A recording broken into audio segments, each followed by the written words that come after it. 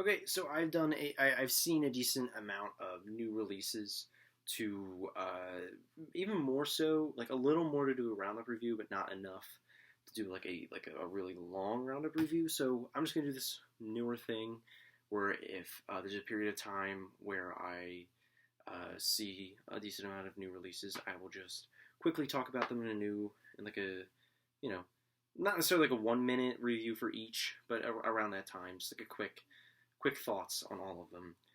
Yeah, these are just some of my thoughts on some new releases. None of these are going to be in depth whatsoever. Um, but yeah, I just wanted to put something out to hold you over until the next review. So yeah, other than that, let's get to the first movie. Funny Pages is something I really enjoyed.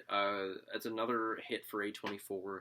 It's a really cynical, kind of scuzzy coming of age story. It's really uncomfortable and uncomfortably honest with a lot of its themes. I like that it talks about relationships with artists and how kind of younger people can put people in the industry that they want to go into on a pedestal, and how they can uh, come back to bite them in the ass. I thought it was really funny. I liked all the characters. I liked all the character actors that were in this movie. There's a lot of cameos. It was a little too short and a little too underwritten in places, but on my letterbox, I called this like the crust core of Rushmore, and I think that's these two movies are very similar, and I'm going to give it an A minus. Okay, so next up we have Honk for Jesus, Save Your Soul. This is really intriguing by the premise and Jordan Peele's name being attached to it. I don't know, I was looking forward to this movie, and I thought it was a really solid satire slash mockumentary. I thought they committed to that style pretty well. The two lead performances were awesome. I thought they were both hilarious and also really poignant. I really liked how much effort they went into exploring the psyche of these kind of like super religious people and kind of breaking that down. I thought that was very well done. Again, like I said, both Regina Hall and Sterling K. Brown, they were awesome. Such great performances. Some of the best of the year, honestly. And they kind of carried most of this movie. And I thought the script was pretty sharp. It was kind of vague in what kind of story they were trying to tell. Like, were they trying to make these people sympathetic? Was it trying to be like an expose? Was it trying to it was trying to do a lot of different things at once. It really didn't have too much of an identity outside of the mockumentary style, and then even then, the clash of that and then what was going on in real life really didn't translate smoothly. So the editing was definitely a little choppy. But this was a fairly good movie. I really liked Honk for Jesus. I'm going to give it a B. This one is one that I heard a lot of people talking about, and I'm very glad I checked out. We're All Going to the World's Fair is one of my favorite movies that has come out this year. It is genuinely one of the most disturbing experiences I've had with a movie in a while. It was just unsettling in a really powerful way.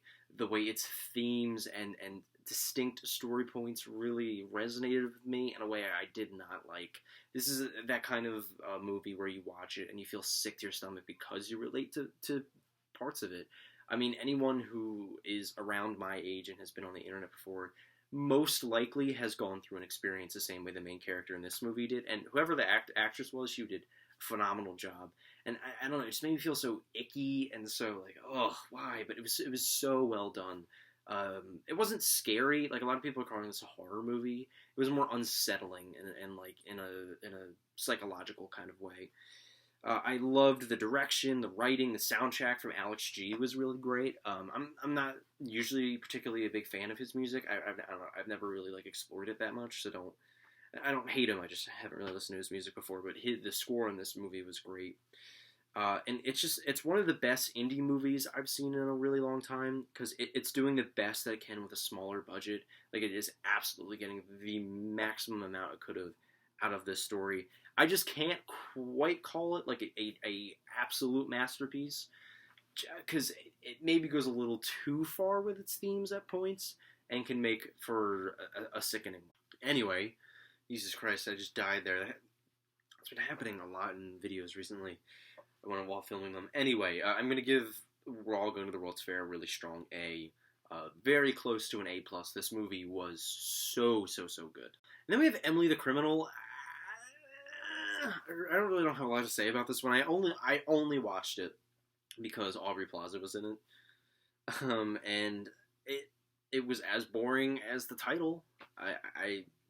This was just the most generic movie I've ever seen. I'm honestly surprised it got made because it seems like a script that somebody wrote 20 years ago that wasn't any good, and they kind of just left it sitting around like, oh hey, I wrote this screenplay one time. They're like, oh, let's make that a movie randomly.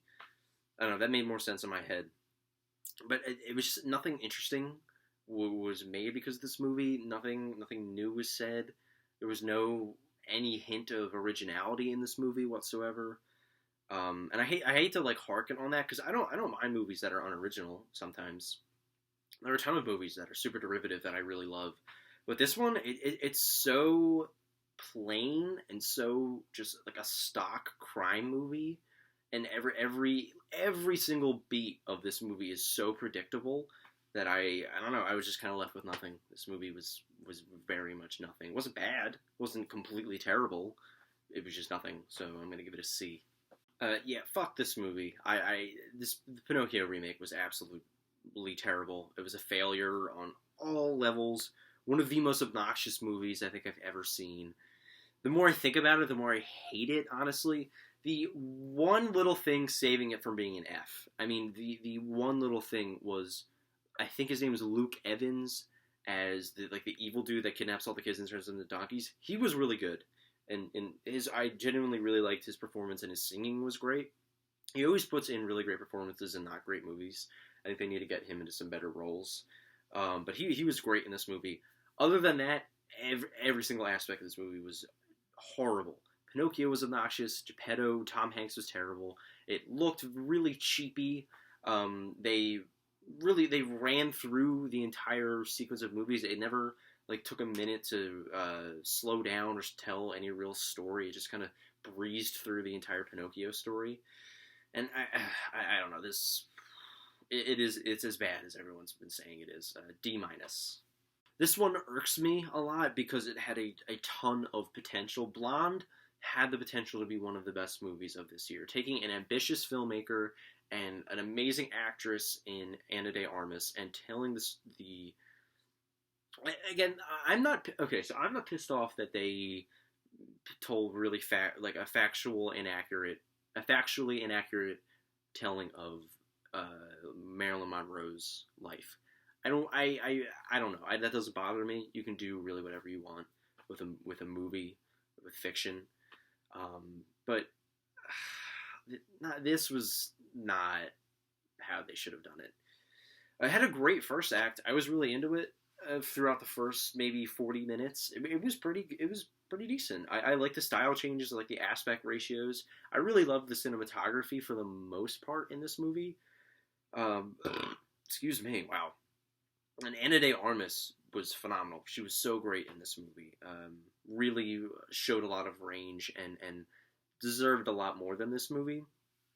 I just thought that the exploitative, really over-the-top pretentiousness of the rest of the movie just completely ruined it. The failure to convey any emotion to the audience and to absolutely butcher what was a really good first act really pushed this movie in the wrong direction for me.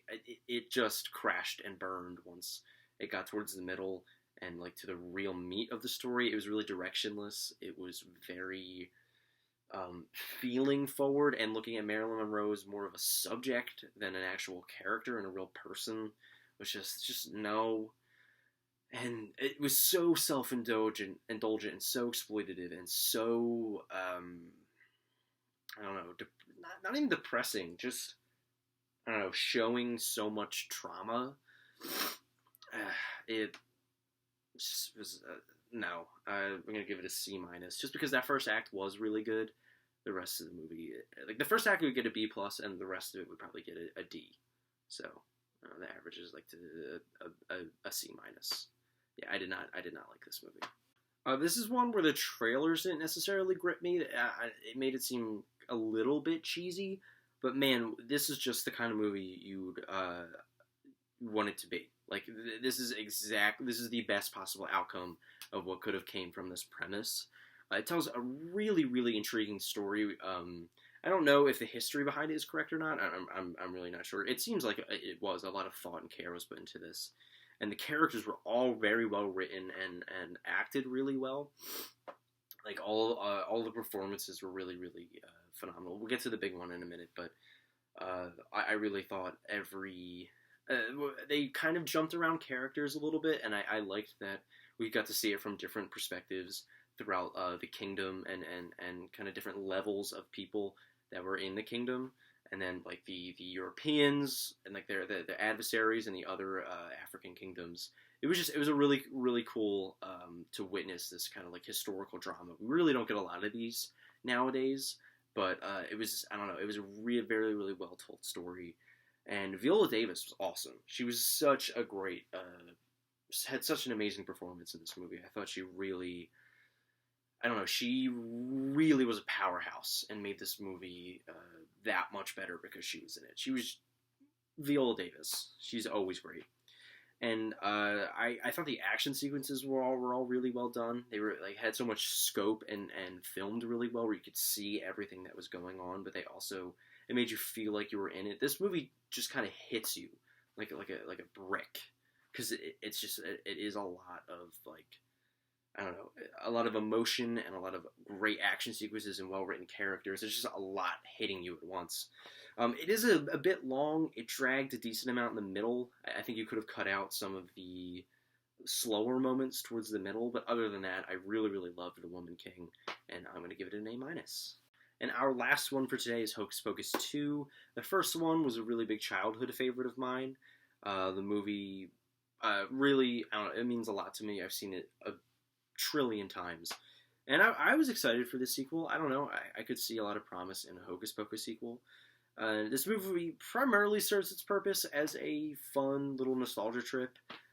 It definitely felt pretty lazy and rushed together, which is weird, seeing how it's been so long since the first one, almost 30 years. And I don't know, they cut a lot of corners, and it just didn't have that same...